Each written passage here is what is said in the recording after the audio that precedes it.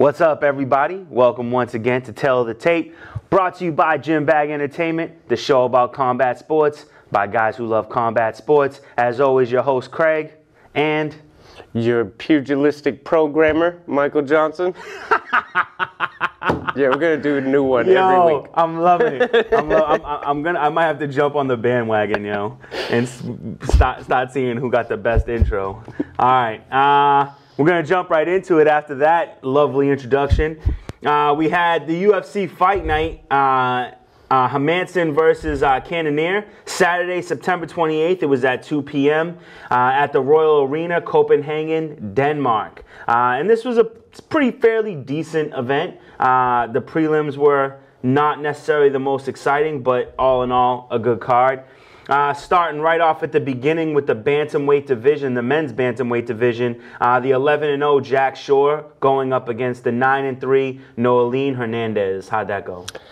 Jack Shore with a great debut. Yeah. Fantastic all around. Good striking, good ground game, composed ground game. Wasn't like overly aggressive. Gets a submission in the third round.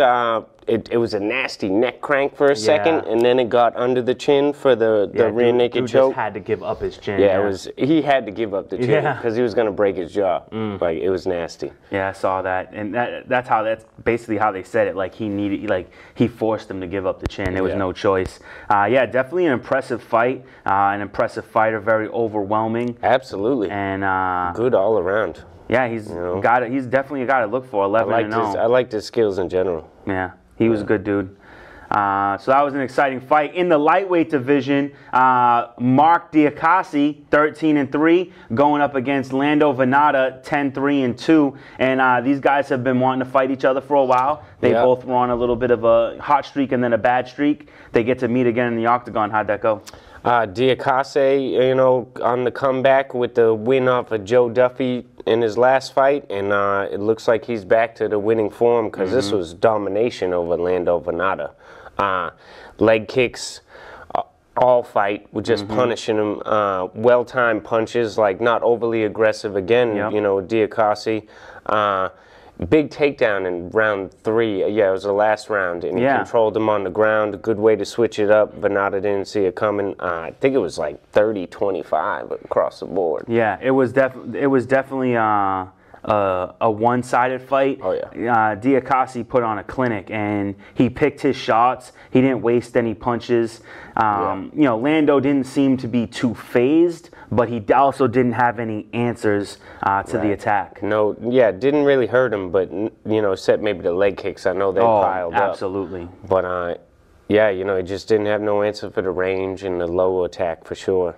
Yeah, I mean, I'm excited. You know what? To be honest with you, I'm really excited to see Diakase fight again. I can't wait for his next fight. But I would like to see more from this Lando Venata. I think he was a little outmatched, but I think he could be one of those guys who fill in fights. Yeah, I think so too. And he kind of reminds me of another guy who was on the card. But definitely could be in a fill-in type of fighter. Thought he was going to show more. I thought it was going to be back and forth, but he did not seem prepared for this fight. Great, especially since they had these two as being very equal and similar in style. So I was surprised by the outcome of this fight. Not by the end of, but the entire match as a whole. So yeah, great jump up for Diakase for sure. Absolutely. In the women's bantamweight division, Macy Chasen, 5-0, undefeated, going up against the 9-4 Lena Landsberg. And before we talk about this fight, I'm upset. Yeah, me too. Because I had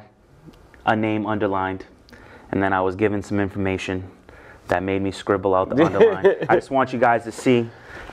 We can't zoom in, but right here is an underline and then a squiggly line because someone told me that this girl, Macy Chasen, was an absolute beast. Yeah, I gotta admit overall that my picks were pretty bad. I got maybe 1 or 2 correct on this one, to tell you the truth. A lot of letdowns, and this was 50-50. This was the start of it. This was the start. Yeah, we get a lot of these young fighters like Chasen who, have had most of their whole career in the UFC. You know, especially in the women's heavier divisions, bantamweight or featherweight. You know, where there's a lack of fighters in general. You know, she's an Ultimate Fighter product. Only 5 fights, you know, in her whole career, and wow. You know, got to face off against Landsberg, who's almost 10 years older than her.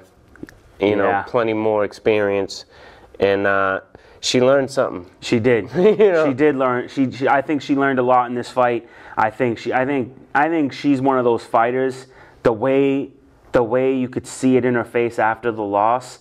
She's one of those fighters that she's gonna have, like, I feel like one of those Thug Rose returns. Oh yeah, where she takes the loss, recuperates. Oh yeah. Re-strategizes better than ever. I think this will just definitely make her a better fighter because, like I said, real early in her career, you know, she's lived her whole fighting life in the UFC, and you know, you're gonna have to face your challenges here in the big show. You know, like that's what we get with it. And Landsberg was just perfect game plan.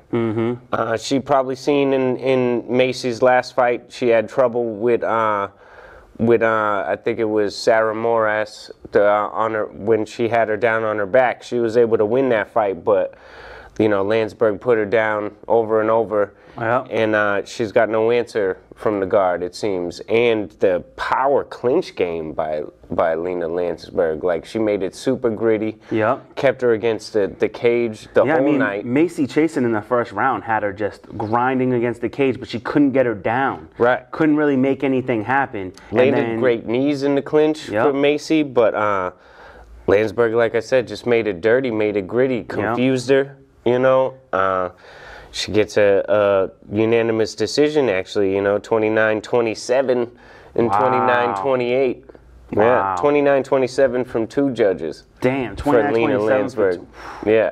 So she got a 10-8 round in there somewhere, probably the last one it's got to be the last where Macy was gassing for sure, and she was grinding her. And I mean, Lena Landsberg landed a couple knees to the head. She overpowered against the fence, and she got her down on the ground.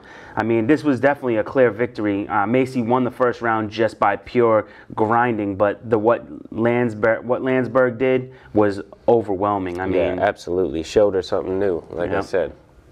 I would say this was not a disappointing fight, but the results kind of was annoying. But in the men's featherweight division, Brandon Davis, 10-7, going up, I believe, against, I don't know if this was his debut or not, but Jija Chikadze. Yeah, this was his debut. It was his debut because I've never seen him before. And this was a good back and forth fight. It definitely was. Tell us about it. Brandon Davis with great takedowns. Chikadze with great jab. Good low kicks. Definitely a weird one. They ended up with a 29-28 from 2 judges and then a 29-29 from 1 judge, and they call it a majority draw. However, it has since been changed by the commission, and they changed that ref scorecard after reviewing it to 29-28, and Chikadze comes away with the split decision victory here. What? On fight night, it was called a draw. This was actually one that I was ready to talk about because it's pretty interesting. I find that very weird. I'd never heard of it. Never heard that myself. before. I didn't know that the commission could do that, but yeah. What did they say? What they saw on the card that made them change their decision? I guess any draw is reviewed by the commission. So that immediately put it under review, and I guess one of the judges that was sitting in the review made some kind of, you know, saw something that made him want to get it changed, and then you got to vote on it, and then they watch it again and over.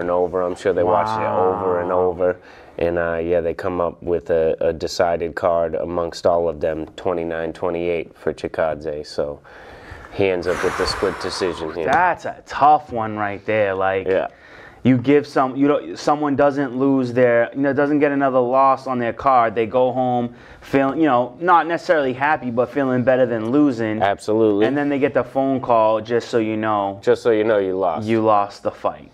Like, I mean, I guess if that's always the rule, draws get reviewed, then you always know that there's a chance. And it's not something that's talked about because draws aren't, you know, a likely thing. Yeah. But we've had a few. We've seen a few recently. In the recent times. And I think it's, you know, the more of these overseas cards, you know, where you see it. And I think maybe this right here might be, you know, the UFC pushing for the commission to review it and change it again. Maybe they didn't want another draw. So I think there's something's got to be done about that. I feel like if you got a 3-round bout and it's looking like a draw, if the refs decided to draw at that point, let's go another round. Right.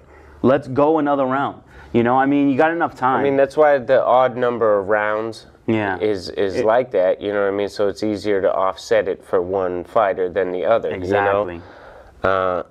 Yeah, I don't know why it's so hard for some people. I mean, I get that it was tough, but when it's close, but there's got to be some kind of deciding factor. You know, agree. Either strike count, pressure, you know, percentage of takedowns, something. Yeah, I think there should be like an exact number that makes a decision. Like somewhere you can add it up and the facts equal a win. So instead of just a judgment call. So unfortunately for Brandon Davis, he takes an L and Chikaze gets the win. And I actually believe that I called it for him because of his kickboxing background. I think that's one of the ones that I did call correctly. I did call Brandon Davis in this one because I really didn't know either one of these fighters.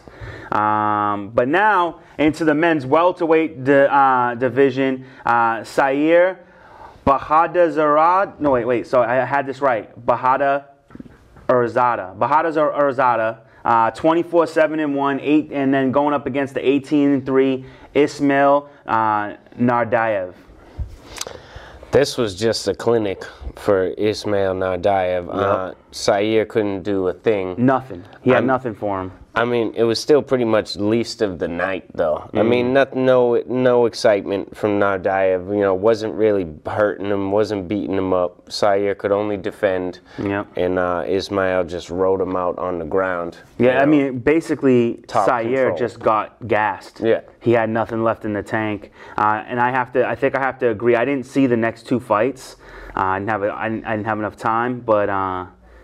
Yeah, this was the least exciting fight that I watched. Absolutely. You know, Ismail had a decent jab, and you know, he was landing a left hook at will. Never really hurting him though, and then just took him down over and over. One judge 30-26, and two judges 30-25. Wow. So domination. Yeah. I mean. Yeah, this wasn't an exciting fight, so we won't waste any time on it. In the men's middleweight division, Alessio Di Chirico, 12-3, going up against the 22-6 Mahmoud Muradov. And I did not watch this fight, so you got to tell us what happened. This was a good one. Mahmoud, like, surprised me. I had no idea about him. And they didn't even have a picture for him on the UFC. Yeah. Like, you know, and we know Di Chirico. We know he's going to bring it. And he did, but couldn't get inside the movement of Mahmoud. He was just picked him apart with beautiful boxing. His hands looked nice and crisp. Who do you remind me of? It's escaping me. But the movement with the footwork and then picking the hands was beautiful. Di Chirico kept it close though. Yeah, he did. You know, he's got them power shots, landed a bunch to the body.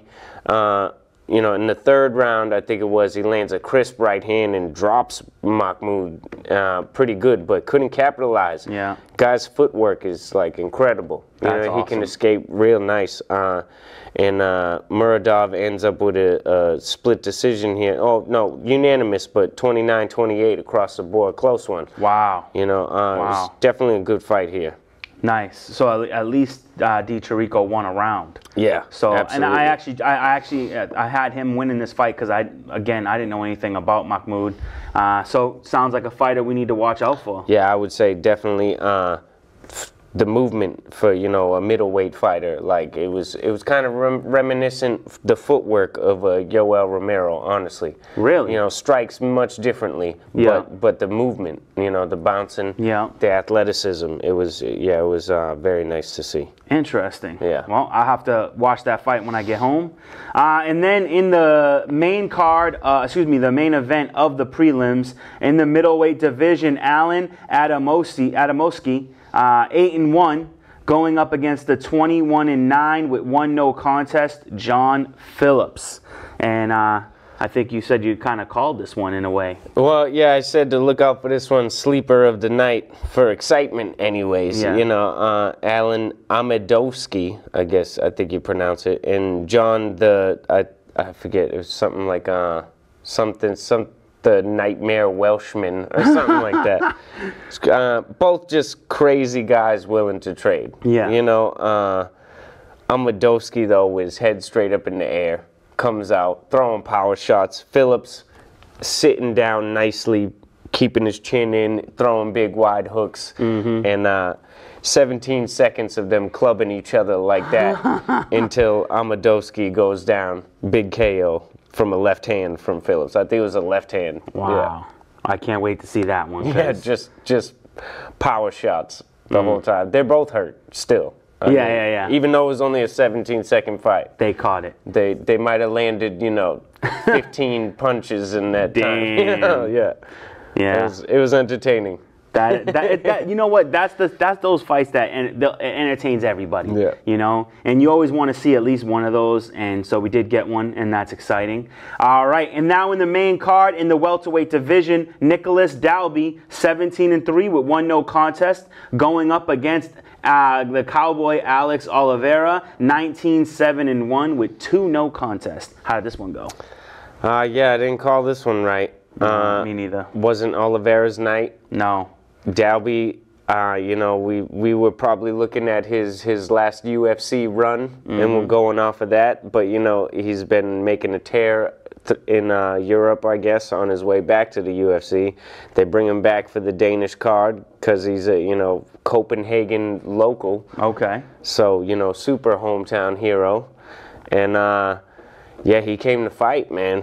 He was in great shape. The best Nicholas Dalby I ever seen, because Oliveira looked like he was in shape. Just couldn't get it done. Yeah, he just couldn't find a way in this fight. And I think we both said this before, that every fighter has a fighter that they can't beat. That has a style that is just right outside of their range. And I think this was it for Alex Oliveira. I think the top control and the ground and pound were a big problem for him. He had no answer for the the elbows from the top.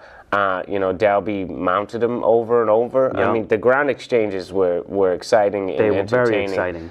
Oliveira kept it close, but Dalby was just pressure the whole time. You thought his gas tank would run out in the 3rd round from the pace that he was setting, but nope. Not at all. He lands a big head kick in round 2. Hurts Oliveira. And when they showed the slow-mo, you seen the yellow elastics, like 4 or 5 of them fly off of Oliveira's head. Lost him off of his little braids. And, wow. That was pretty good. But top control all night was pretty much the name of the game here for Nicholas Dalby. Ends up with a 29-28 unanimous decision. Boom. Wow, so Alex Oliveira got around, huh? Yeah, he did. Nice. I can't say which one I would say went to Oliveira, but probably gonna venture to say maybe it was the first. Maybe the first. Yeah. During the feeling out process, Oliveira was landing some more kicks, but Dalby with the pressure. Good win. All right, in the men's light heavyweight division, Michael Oleksiejczuk, 14-2 with 1 no contest, 23-13, Ovince St. Preux, and this was a good fight. Yeah, it was. Very exciting. Super entertaining. And I called it, baby. I knew Ovince St. Preux I knew his wrestling was strong. Tell us how this fight went. Well, yeah, like you said with the wrestling, and he needed it. because you know, the striking was not going well for him. No, he was outmatched. Well, I think he was outmatched in the first round of striking, and then I think he realized much better round 2 with the striking for Ovin St. Preux. I think he realized he could eat Michael's punches. It's definitely true. Ovin St. Preux doesn't have like any head movement. None. You know, like in or footwork. He'll back up straight and just try to block with his hands. Yep. And yeah, I think that's, you know, why he gets knocked out. And exactly, and why he's gotten knocked out by lesser fighters. I mean, a left hand from Oleksiejczuk early looked like it was ready to put him away. Honestly, he was catching him, landing body shots. It looked like Ovin St. Preux was going to have a short night. It did from early round 1. I thought I was going to be wrong in the middle of that, in the beginning of that fight. And like you said, round 2, he comes out, finds a little bit better range, lands a couple shots. I think, you know, that Oleksiejczuk definitely gassed out a bit from all the pressure in round 1. St. Preux starts wrestling, you know, takes him down. Oleksiejczuk goes for a guillotine, and Ovin St. Preux comes away with technique of the week for sure. Yes. For the Von Flue choke. Which better known as the Ovin St. Preux choke. Yeah, I like how Dan Hardy called it, or Paul Felder called it the Von Preux choke instead of, because it was invented by Jason Von Flue, one of Ovin's training partners. And it's a crazy move, you know, and I think he catches so many people with it because, you know, it was invented, you know, recently. It's not an old thing. It's not something that a ton of people train. You know, a guy will overcommit to the guillotine, but once you step over to the opposite side of his body, the guillotine is pretty much lost. If he's still holding your neck, now you're in trouble for the Von Flue choke. If you keep you have to keep his hand pressed underneath. So you have to wrap your arm under his hand to keep it in. So around your own head, pretty much. You know what I mean? In his hand. So it shoves his shoulder up into his neck on that side. Your left arm then goes around the other side and under, and you clasp hands and squeeze as hard as you can and choke off his blood. And Ovin St. Preux does it better than anybody. He said he's gotten so good at it that now it's not about practicing it, it's about figuring out ways to get it. And that's what they also said, that he actually re-put dude's hand over his head so that he can lock in the Von Flue choke. Incredible move. Incredible grappling by St. Preux. Great win. He definitely needed it. You know, and faced a little adversity too to get it, and yeah, definitely technique of the week for that. Absolutely, this was I've liked St. Preux for a while. You know, he got that, he had a little glass jaw syndrome, and I thought it was gonna reoccur. And I think it's more that, you know, no head movement syndrome. You know, So maybe we get to see more better fights out of Ovin St. Preux in the future, and but this was definitely a good victory and a needed victory for this light heavyweight. Once again in the light heavyweight division, Ion Cutelaba, 14-4, 1-0 contest, going up against the 8-3, 1-0 contest, Khalil Roundtree Jr. And boy, did I call this one wrong. Yes, and so did I as well. Oh, you did as well? And upsetting loss for Roundtree. A dominating loss. Dominating loss. I think he was countering well early, striking pretty good on the feet, you know. It didn't last very long. But it didn't last long. 2 minutes, 25 seconds into round 1. The takedown from Cutelaba, you know, was brutal, and the ground and pound was just on point. Oh, my God. I think, you know, once he landed that first elbow, that Roundtree was really out of it from there. You know, I mean, he wasn't even trying to get away. He was just trying to cover up. Because I think that really, the first one really hurt him bad. It was such a brutal shot, and yeah, he was just laying there and eating shot after shot, and had to get saved by the ref. Cutelaba with some real wrestling pressure, serious ground and pound. It was like the pounding was vicious, man. Like when I saw this, I was like, wow, Khalil Roundtree is like, please stop the fight in his mind right now. No respect for Roundtree. At the beginning of the fight, they're calling him out, and he walks all the way to the other side of the cage to try to get in Roundtree's face. Security pushes him back. Like, You know, and he had called it before. He said, "I'm taking him down. I'm knocking him out." And he wasn't playing. Yeah, man. Khalil Roundtree was looking like the guy to be reckoned with in the light heavyweight division, working his way up. Seriously was. Now he's got to start all over again from scratch. Yeah, this is a bad one for him. I don't know where he goes from here, you know. Yeah, me neither. It's upsetting to see. Yeah. Yeah. All right, in the men's welterweight division, another surprise. Gunnar Nelson, 17-4, going up against the 16-3 Gilbert Burns, and another one I don't think either one of us saw coming. And I feel like even more so than the Khalil Roundtree fight. Absolutely. I think this was even more surprising because, you know, I knew quite a bit about Gilbert Burns going in. Not a huge fan of him. Yeah, he's compiled quite a few UFC wins, but a lot of late step-ins. You know, here he is stepping in as a late replacement again. Yeah. And I thought Gunnar Nelson would for sure have his number, but Gilbert was all over him all fight. Good takedowns, good strikes. I mean, the best Gilbert Burns, best Gilbert Burns we've ever seen against a tough opponent. Yeah. I was absolutely shocked. I could not believe it. Completely shocked that Gunnar couldn't get anything going. Burns hit him with a big flying knee. I don't remember what round it was. Maybe the second round. It was probably the most significant strike of the fight. It was good striking. You know, just worked him the whole time. Complete unanimous decision. If you have never seen Gunnar Nelson fight before, you might have thought he was a bum fighter. But Gunnar Nelson is no slouch. He's a stud. And incredibly impressed with Burns' ability to grapple with Gunnar Nelson. And this will be big things for Burns. He's been in the UFC, like I said, a lot of fights now. And this will be definitely the biggest name that he's beaten. And it's time to step up to bigger competition for sure. There it is. And like I say, he's done nothing but fill in late notice. So what happens? You give him a full training camp. You know, it could be impressive. Yeah, I apologize for downing him honestly. Because he's never excited me. You know, but now I can get excited to see him fight again. Absolutely, 100% there with you. In the lightweight division, the undefeated 8-0 Mark Madsen going up against 12-4 Danilo Belvarado, and this was kind of, I thought like this fight was exciting. Oh, absolutely. For as long as it lasted. Mark Madsen, a force to be reckoned with at lightweight, I think.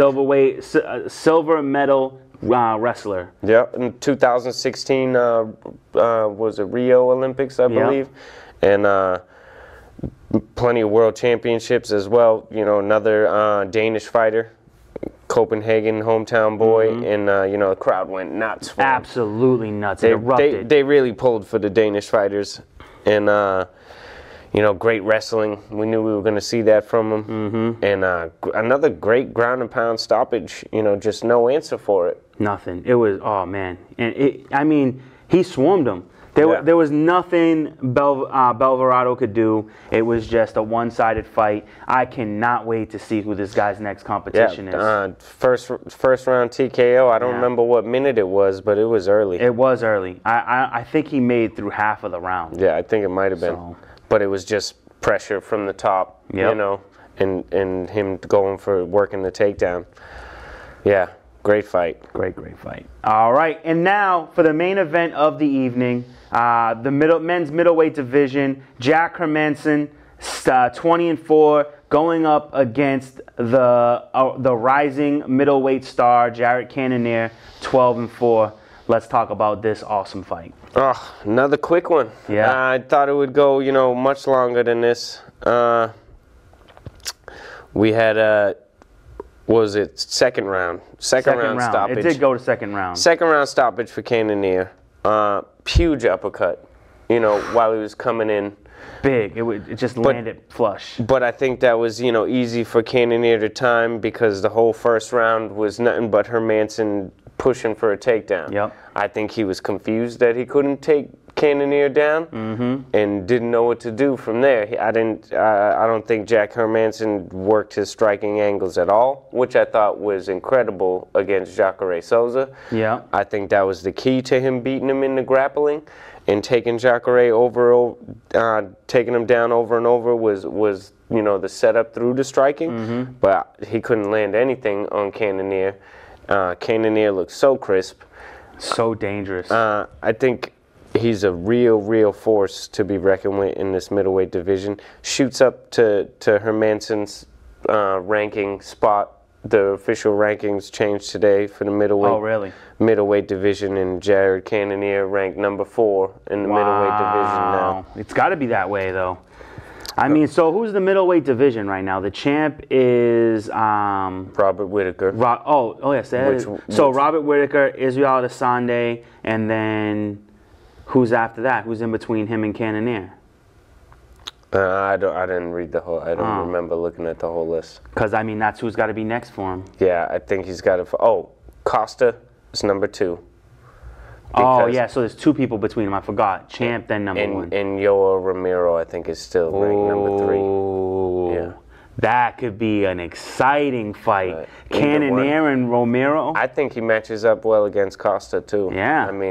I think he matches up against anybody in his division. I don't see anything wrong with that fight. No. With him against Paulo Costa. Because the thing about Jared Cannonier, he's originally a heavyweight, drops down to light heavy, now middle, and he's taking all that power and all that strength from the heavyweight and just bringing it right to the middleweight. His movement is better and better each fight. I mean, he looked crisp in this fight, moving around like a small middleweight, but he's still big as hell. Yeah. And just hits way too hard.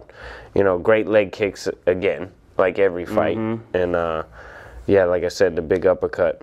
Yeah, for Hermansson, it was failed takedowns and then getting hit with the uppercut and finished on the ground. Beautiful fight. Congratulations to Cannonier for taking home the victory. Big things coming for him, for sure. Yeah, I can't wait to see who you fight next, whether it is Costa or Romero. I think either one of those fights are fights to look forward to. I think he deserves one of them for sure. Yeah, and it's got to be, I feel like it's got to be soon. Yeah. He just took almost no damage in this fight, so I'm pretty sure he'll be ready to go start a camp. Right. So we'll see what happens with that. I think Costa and Romero might still be recovering from their war. Yeah. That was a pretty ravishing war. So we'll see what happens. So now we got the news update for you.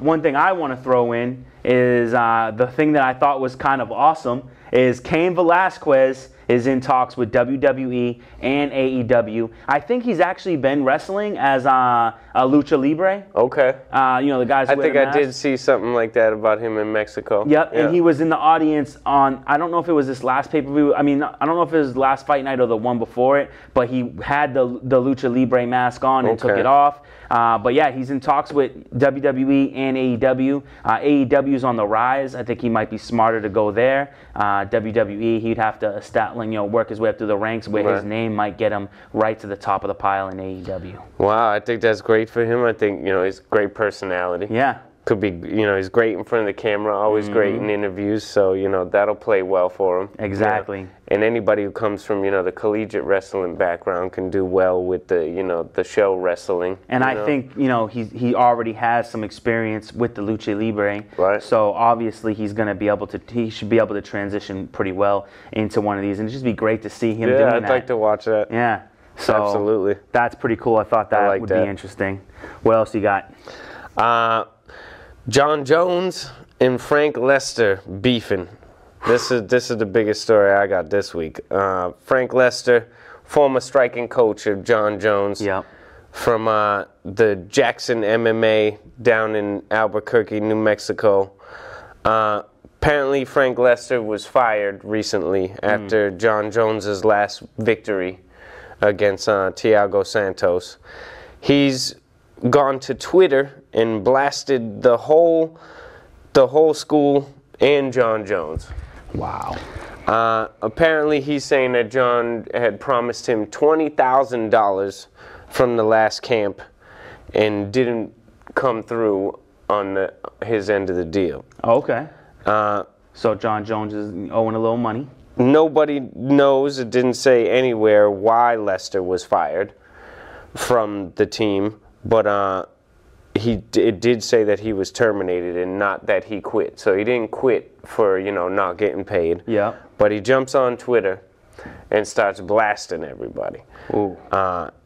Saying that it's on site with Jon Jones.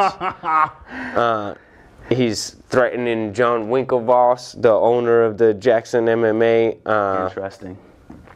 Yeah. Is it a good decision to threaten the most dangerous man in the world? Well, I don't know. He was his striking coach. I mean, you know, Bill Belichick isn't gonna throw better than Tom Brady just because he, But he ain't gonna be scared to try. Try as you may.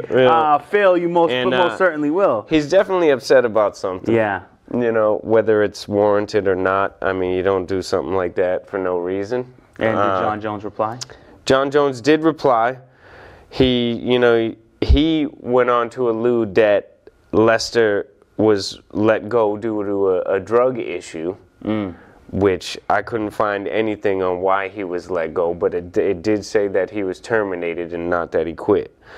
So that's a little fishy, But he goes on to say, I don't know why you're threatening my personal safety, and I'm going to involve the police. So Jon Jones threatened him with the police. So he's like not wanting nothing to do with this guy, Frank Lester. He's trying to take the high road. Yeah, I think in this situation, he's trying to take the moral high road, I think. Does he have a choice in this matter because of his history?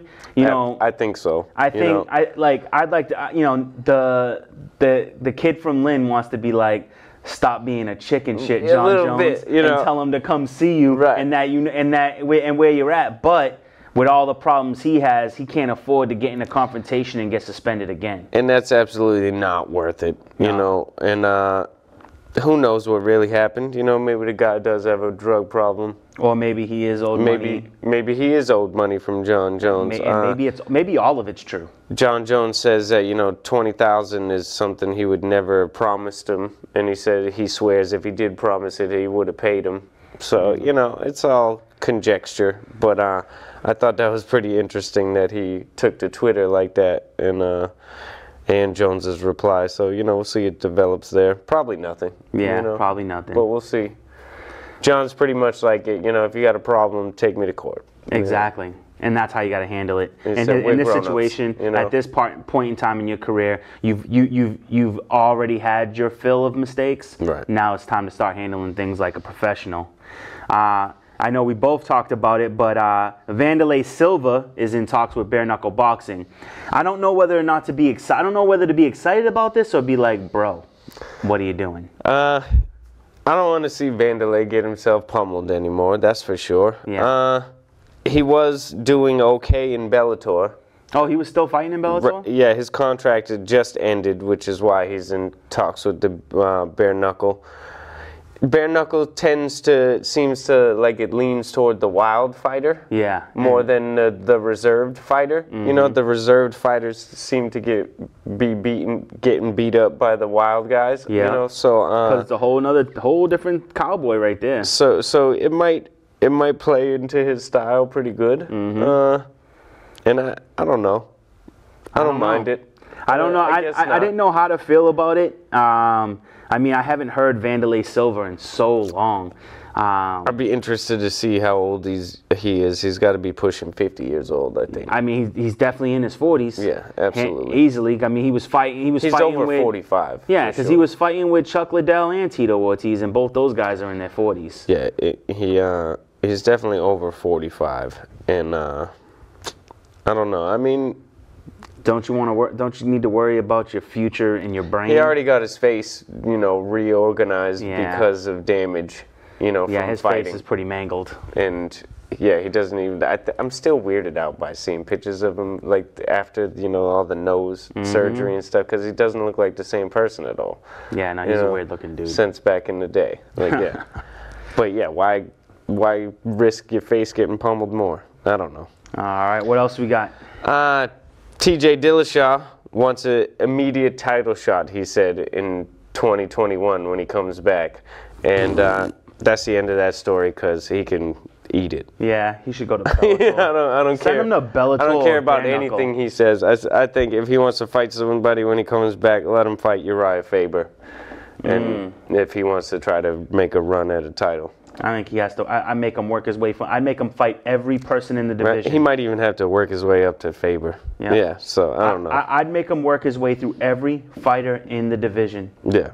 He says, "Oh, well, I didn't lose my belt." You sure did, man. You're a chump. You cheated. You're a joke.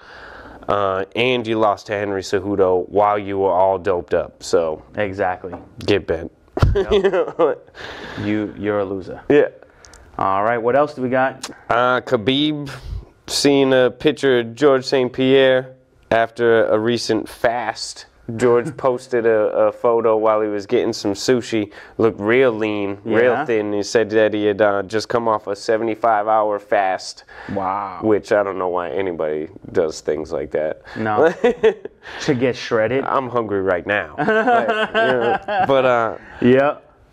But, Khabib was like, oh, he replied to the tweet, 155 with a question mark. Like you dropping down that low? Like, we all know Khabib wants to fight him. I think he really wants to fight him bad, but I don't think that makes sense for George. It doesn't make sense. And he ain't coming down to 155. You crazy. And even if he did, George, it's not George St. Pierre anymore. He can't anymore. make it. He can't make no 155. He couldn't back in the day.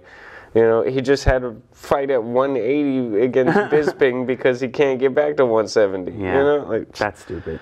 Yeah. Well, and then I think what might be one of the biggest stories is Michael Venom Page makes his return to Bellator after getting knocked out. Yes. Incredibly.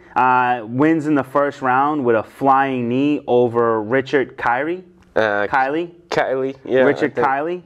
A no-name guy who they fed to him, of course. I think it's the second time they fought, though. I thought they said it was 2.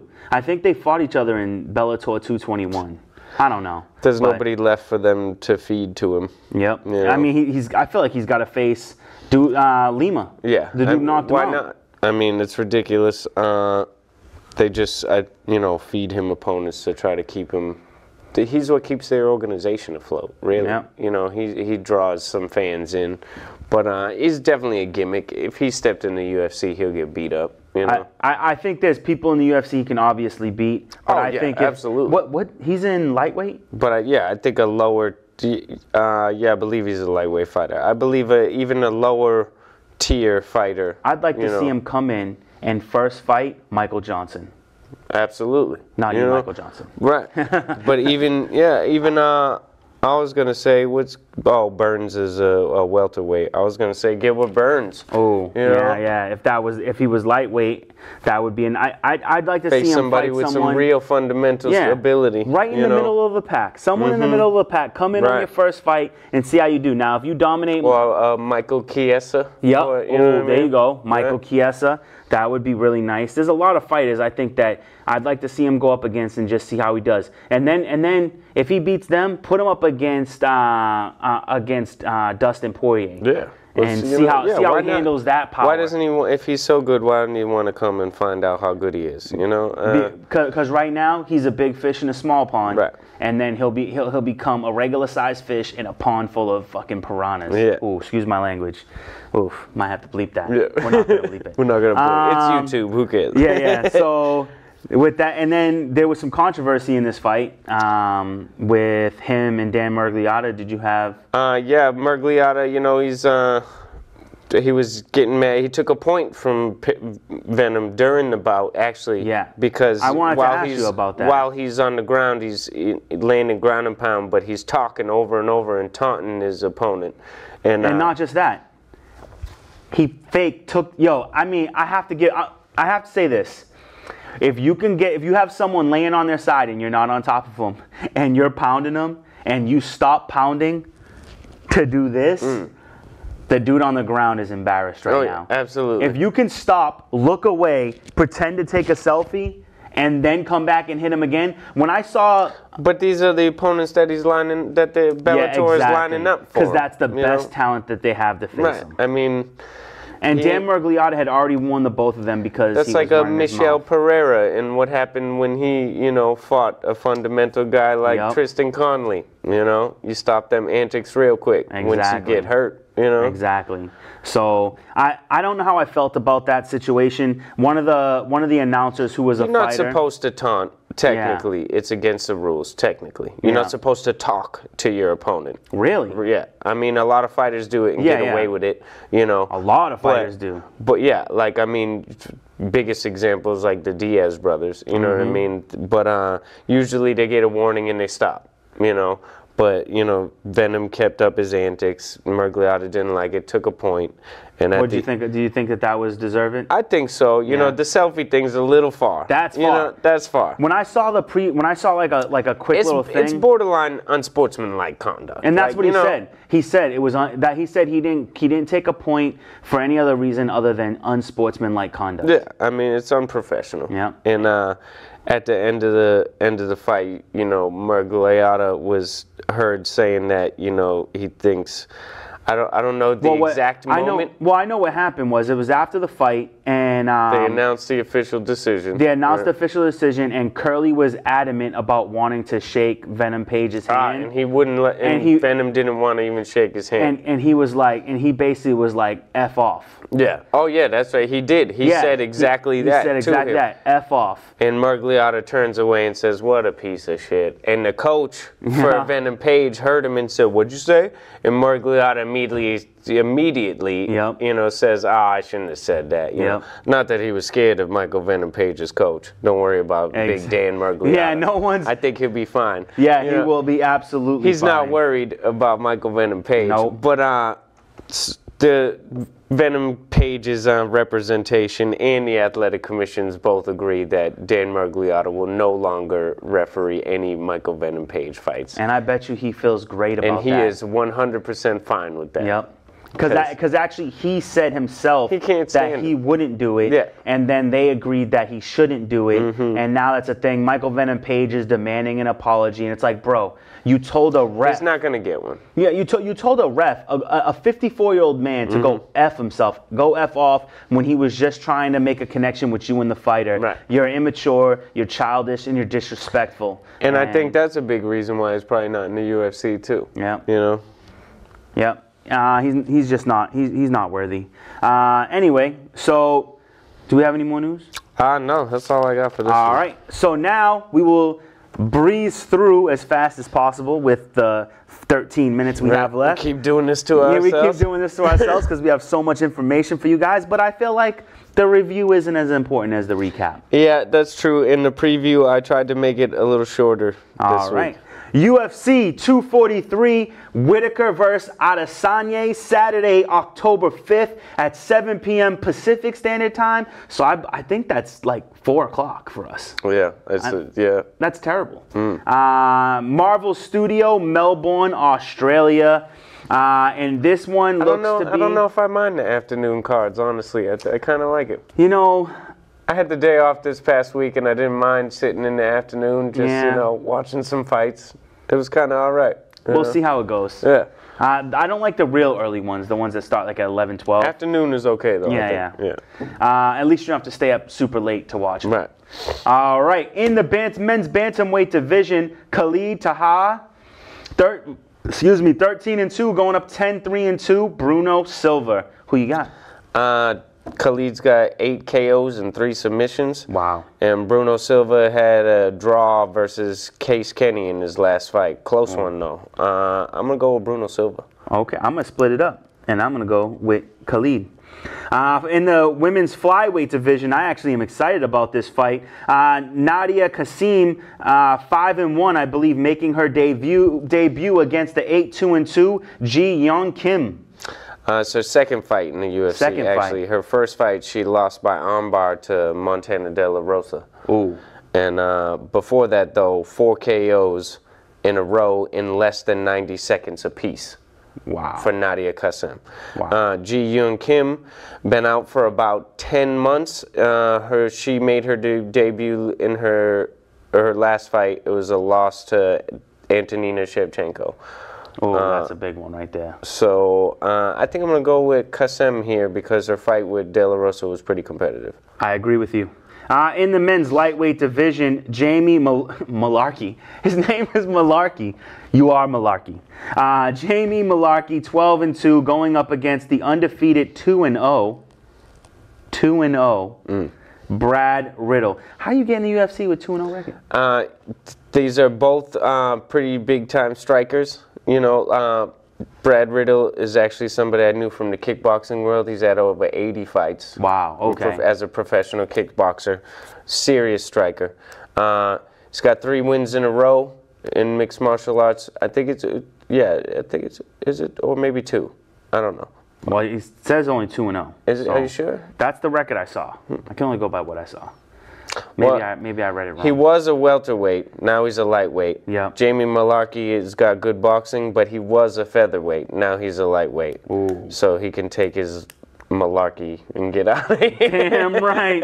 You're malarkey. Brad Riddle all the way. Brad Riddle all the way for me as well. Another fight I'm excited for, women's featherweight division, Megan Anderson, 9-4, going up against the 6-2, Zara Fern dos Santos. And I am a huge fan of Megan Anderson. Huge fan. I thought she was going to be maybe even, you know, the next contender at featherweight to fight Nunes. Great striking at range.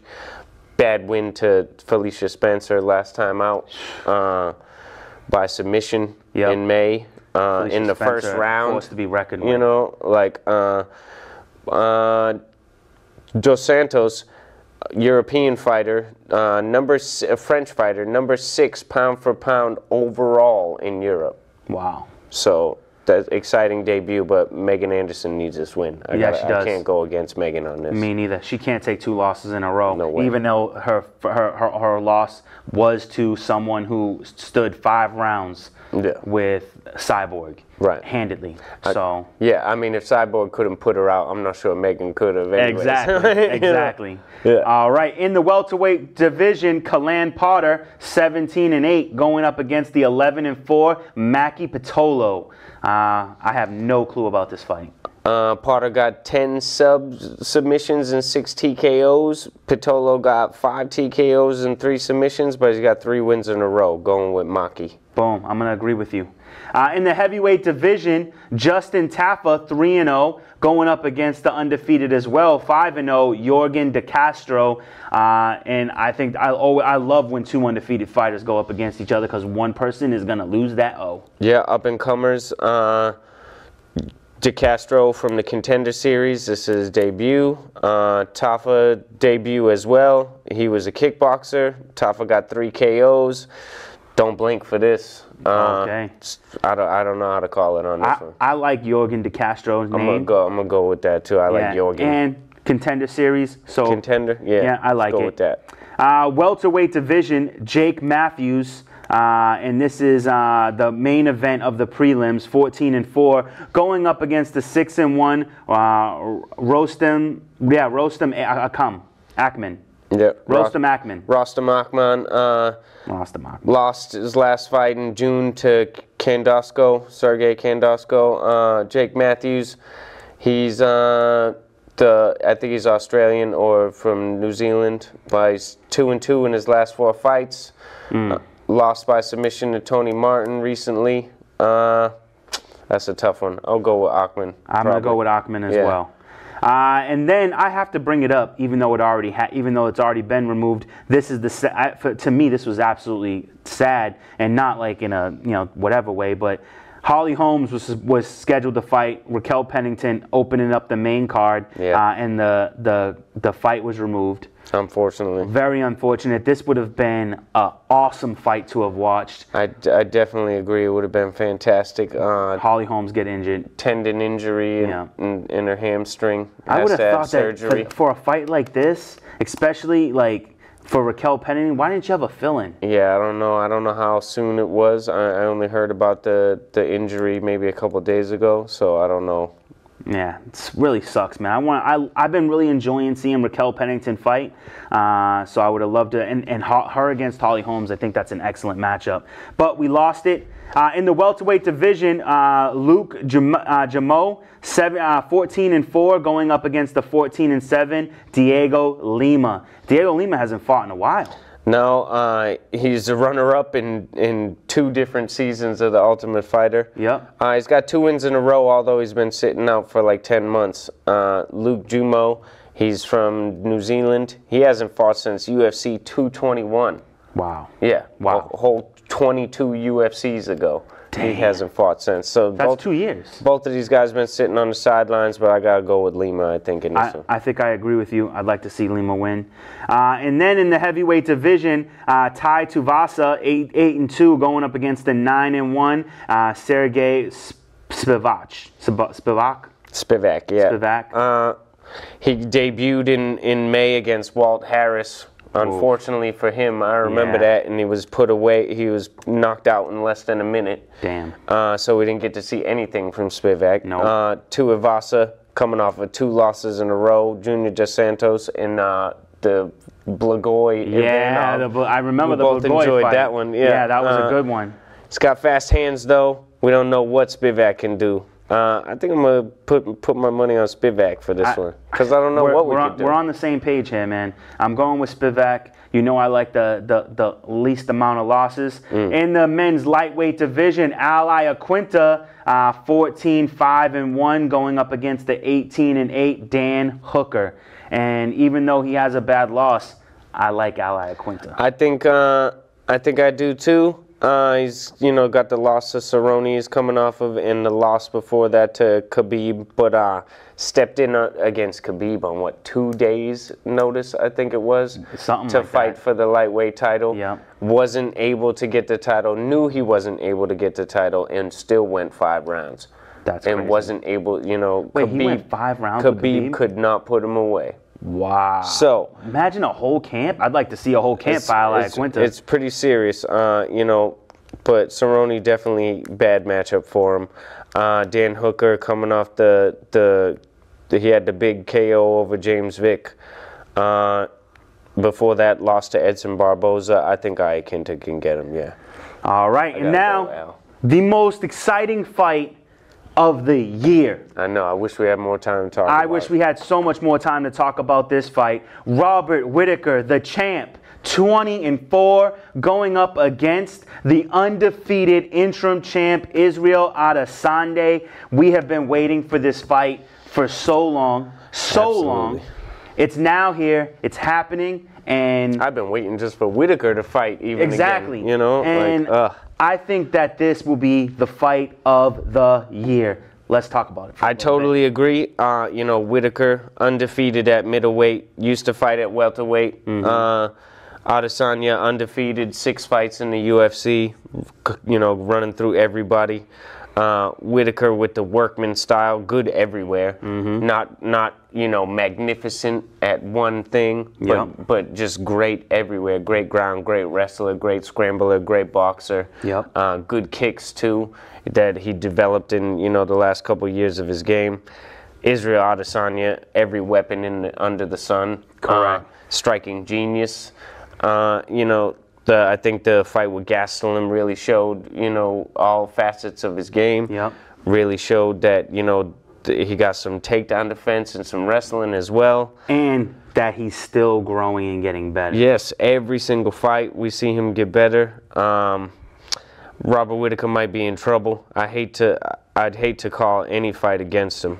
But I don't even want to call this fight, bro. I don't either, because I love Whittaker, and I also don't want Israel to stop growing in his fame and in his I don't want either one of these guys to lose. They're fan favorites. I think I'll say this, that Israel, I think, has maybe the better tools, and maybe has a bit of the advantage with the precision striking, the timing, and the composure of the striking. Plus, he has a 7-inch reach. advantage in this fight. You know what I think the biggest advantage with those tools over after all that, no matter what, because Robert Whittaker is amazing. He's an amazing fighter. Right. His domination of Jacare Souza was masterful.